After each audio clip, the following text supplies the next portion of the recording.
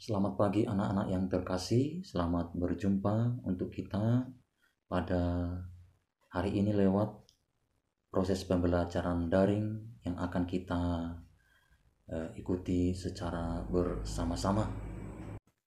Baiklah anak-anak yang terkasih, teori yang akan kita pelajari pada hari ini dapat kita lihat pada halaman 1, bab 1, yaitu menelusuri peradaban awal di Kepulauan Indonesia. Selanjutnya, tujuan pembelajaran kita setelah mempelajari teori ini, siswa diharapkan mampu melacak asal-usul nenek moyang Indonesia. Kemudian tujuan yang kedua, mampu mengenali corak kehidupan praaksara.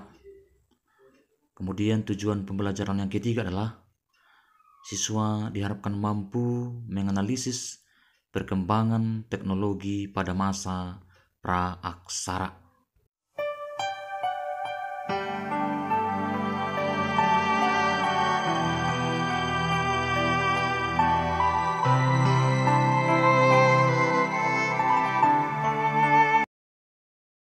Nah, anak-anak, selanjutnya masuklah kita ke materi esensi kita, yaitu pada halaman 3 bagian A, sebelum mengenal tulisan, yakni bagian yang pertama mengenai tentang mengamati lingkungan.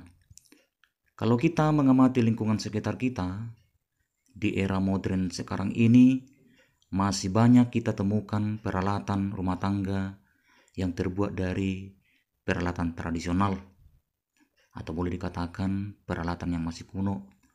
Misalnya, alat untuk menghaluskan bumbu. Kalau di Jawa disebut sebagai cobek, mungkin di daerah lain punya nama yang berbeda. Kalau di Pakat disebut sebagai pandogolan.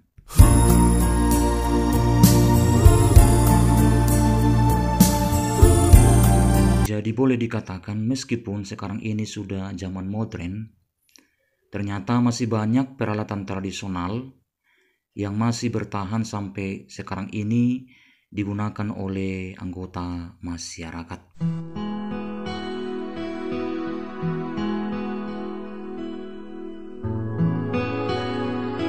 Selanjutnya, anak-anak, untuk mengetahui bagaimana kehidupan manusia pada zaman praksara, maka marilah kita mendalami teori berikut ini.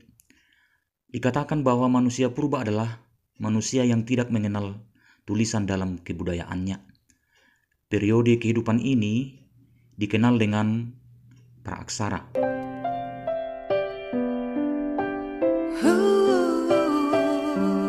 Nah, berikutnya anak-anak masuklah kita ke materi memahami teks.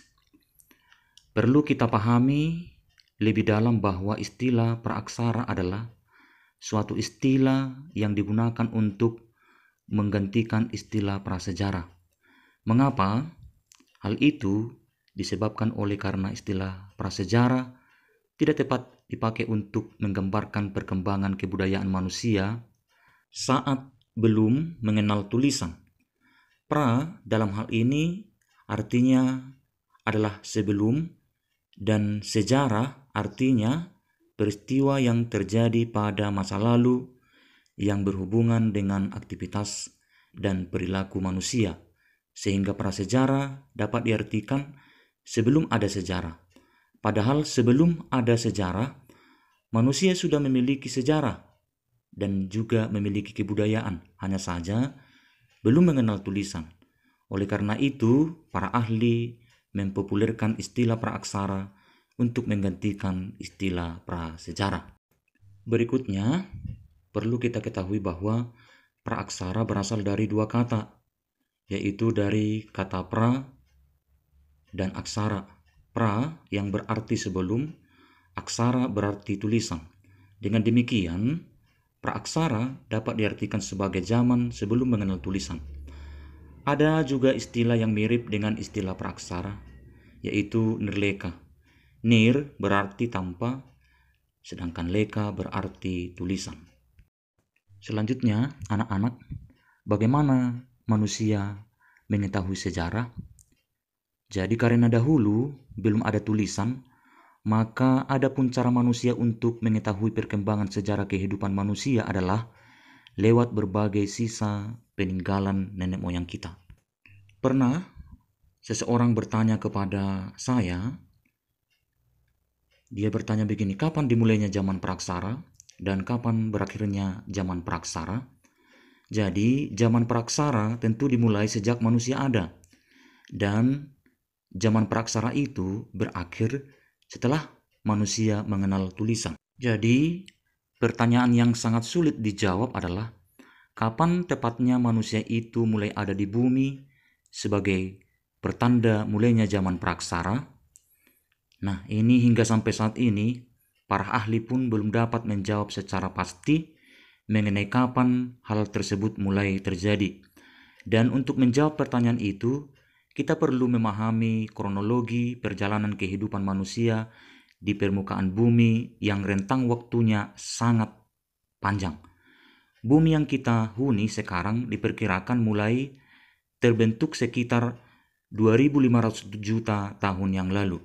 Jadi, bagaimana para ahli melakukan penelitian kehidupan di zaman praksara?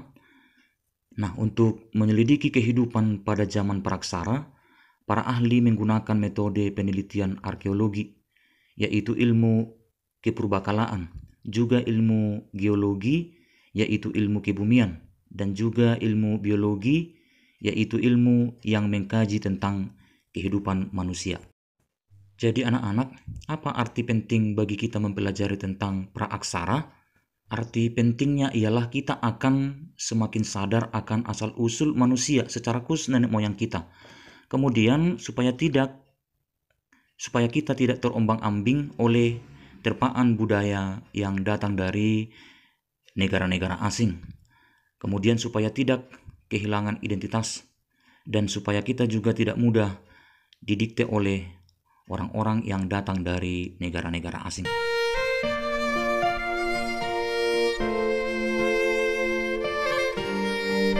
Selanjutnya, anak-anak, ada dua hal yang dapat kita petik dari pelajaran praaksara yang kita pelajari pada hari ini, yaitu yang pertama, sebagai inspirasi untuk pengembangan nalar kehidupan kita. Yang kedua, ialah sebagai peringatan bagi kita. Dan yang terakhir yang ingin Bapak sampaikan, jikalau nanti ada kawan atau teman kita yang bertanya kepada kita tentang kapan berakhirnya zaman praaksara di Indonesia, maka kita bisa menjawab, yaitu bahwa berakhirnya zaman praaksara di Indonesia berbeda-beda antara satu tempat dengan tempat yang lainnya. Hal itu disebabkan karena Indonesia adalah wilayah kepulauan. Namun menurut para ahli, berakhirnya zaman praaksara di Indonesia diperkirakan pada abad ke-5 Masehi. Hal itu dibuktikan dengan temuan prasasti peninggalan kerajaan tua seperti Kerajaan Kutai di Muara Kaman di Kalimantan Timur. Kemudian hal ini jauh berbeda dengan di negara asing, misalnya seperti di Mesir dan Mesopotamia yang sudah mengenal tulisan tahun 3000 sebelum Masehi. Nah, baik, demikianlah pembahasan teori pembelajaran kita pada hari ini mengenai tentang corak kehidupan manusia sebelum mengenal tulisan. Semoga teori yang kita pelajari bersama hari ini secara daring bermanfaat bagi kita semua dan dapat membantu kita untuk meraih kesuksesan, meraih cita-cita di masa yang akan datang. Shalom, selamat berjumpa kembali untuk kita di pelajaran berikutnya di minggu yang akan datang. Horas.